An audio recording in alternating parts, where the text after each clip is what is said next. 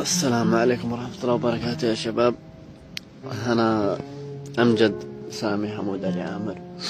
أظن البعض يعرفني، وفي ناس تعرفني عن قريب وفي ناس تعرفني عن بعيد وفي ناس ما تعرفني.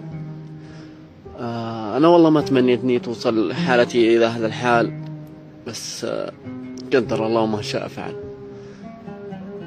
أنا أكثر من سنة راحت علي وأنا داخل أراضي المملكة العربية السعودية كله، عشان لأني يمني لا نجحت في وظيفة ولا استمرت في وظيفة ولا قدرت أحسن وضعي. كل يوم يمر علي أخس وألعن من الذي قبل. جالس متحمل ومحتسب الأجر عند الله ومنتظر الفرج من الله. ما كان ودي إن أنا أسوي هذا الفيديو، بس الصدق قدوة الصدق يا جماعة الخير.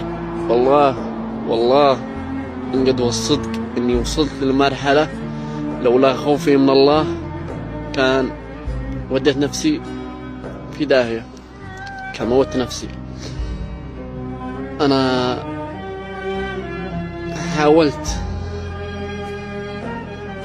حاولت إني أبني مستقبلي زي أي واحد، أبني مستقبله، تعيش أهله عيشة كريمة، يرتاح من عبء الدنيا هذا ومن المشاكل ومن الهموم. بس ما نجحت. حاولت ما نجحت. لازم تحاول، عدم تحاول، بس والله ما نجحت يا جماعة الخير. دورت أكثر من مكان أتوظف فيه ما توفقت. قامتي منتهية، علي ديون، سلفت من أكثر من واحد، وقفوا معي عدة ناس جمايلهم كثيرة، كل من ما معه لا جملة. والله يقدرني على رد الجمايل لكل شخص. وصلت أستهين أن أنا أراسل شخص أتسلف منه، لأنه الذي عندي قد هو كثير.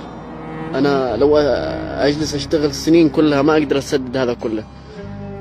اللي أدور عليه إني أعيش مرتاح وأعيش أهلي مرتاحين. والله ما أدري يا جماعة الخير وين أسير، وين أجي، وين أودي نفسي.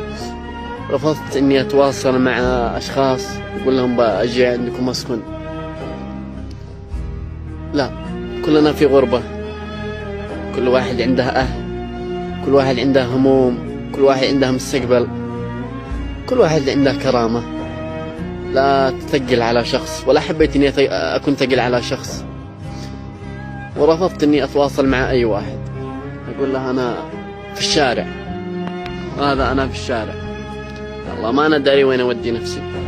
اللي أتمناه من الله إنه يرزقني وظيفة أشتغل على نفسي وعلى أهلي وعلى حياتي وأسدد ديوني اللي كاسر ظهري. والله أما العيش هذا قد أنا يأس منه، والله إني تعبت.